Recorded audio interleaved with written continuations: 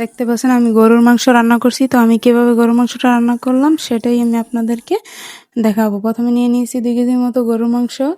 তো দেখতে পাচ্ছেন সমস্ত উপকরণ নিয়ে নিয়েছি একসাথে, মশলা যা ছিল সম্পূর্ণটা নিয়ে নিয়েছি। তাই এখন আমি প্যান বসিয়ে দিয়েছি একটা, এই কড়াই বসিয়ে দিয়েছি। কড়াইতে এখন আমি তেল দিয়ে দিচ্ছি, দেখতে পাচ্ছেন সম্পূর্ণ কড়াইতে তেল দিয়ে দিচ্ছি।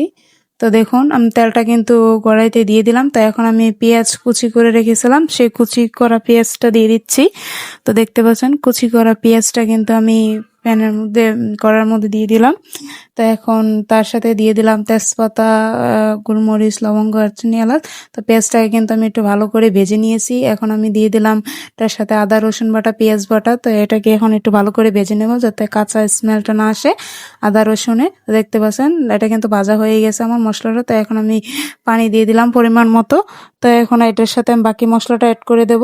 দিয়ে দিলাম হলুদ, ধনের গুঁড়ো, জিরের গুঁড়ো, লবণ, মরিচের গুঁড়ো, সম্পূর্ণ মশলাটা আমি অ্যাড করে দিলাম। তো এটাকে এখন ভালো করে একটু কষিয়ে নেব মশলাটাকে, যেহেতু গরু মাংস রান্না করব তার জন্য একটু ভালো করে কষাতে হবে। তো দেখতে পাচ্ছেন মশলাটা কিন্তু আমি একসাথে মিশিয়ে নিয়েছি। তো মশলাটা কষিয়ে নিব। তো দেখতে পাচ্ছেন একটু ঢেকে দিয়েছি মশলাটা কষানোর জন্য। তো মশলাটা কিন্তু আমার কষানো হয়ে গেছে। এখন আমি দিয়ে দিছি গরু মাংসের মশলা। তো দেখতে পাচ্ছেন গরু মাংসের মশলাটা দিয়ে দিলাম। তো এখন দেখতে পাচ্ছেন গরু মাংসের মশলাটা দিয়ে একটু নেড়েচেড়ে একটু কষিয়ে নেব, আবার একটু ভালো করে কষিয়ে নেব।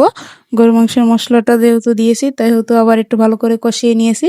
তো দেখতে পাচ্ছেন কষানো হয়ে গেছে। এখন আমি মাংসগুলো দিয়ে দিচ্ছি, সম্পূর্ণ সবগুলো মাংস আমি দিয়ে দিচ্ছি। তো দেখতে পাচ্ছেন মাংসগুলো কিন্তু আমি দিয়ে দিচ্ছি। এগুলো দিয়ে ভালো করে আমি পানি জড়িয়ে নিয়েছিলাম। এখন আমি এগুলোকে ভালো করে দিয়ে দিচ্ছি। এখন এগুলোকে নেড়ে চেড়ে মিশিয়ে নিব মশলার সাথে, যাতে ভালো করে মশলাটা মাংসের মধ্যে ঢুকে, তার জন্য ভালো করে আমি মিশিয়ে নিচ্ছি নেড়ে চেড়ে।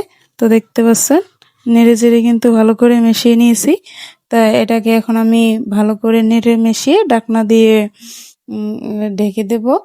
তো দেখুন আমি অল্প পরিমাণে আবার একটু পানি দিয়ে দিলাম, যেহেতু গরু মাংসটা কষাবো ভালো করে, তার জন্য অল্প পরিমাণে পানি দিয়ে দিলাম। তো এখন এটাকে আমি ঢাকনা দিয়ে ঢেকে রাখবো, ঢাকনা দিয়ে ঢেকে কষিয়ে নেব ভালো করে। তো দেখতে পাচ্ছেন মাংসটা কিন্তু আমি কষিয়ে নিয়েছি। এখন আমি কেটে রাখা আলুগুলো দিয়ে দিচ্ছি এর সাথে। দেখতে পাচ্ছেন আমি গোটা কয়টা আলু দিয়ে দিচ্ছি, 4 থেকে 5টা। তো আলুগুলো এখন আমি ভালো করে দিয়ে এটার সাথে আবার একটু কষিয়ে নিব। তো দেখতে পাচ্ছেন আমি মাংসটা কিন্তু কষিয়ে নিয়েছি সম্পূর্ণ।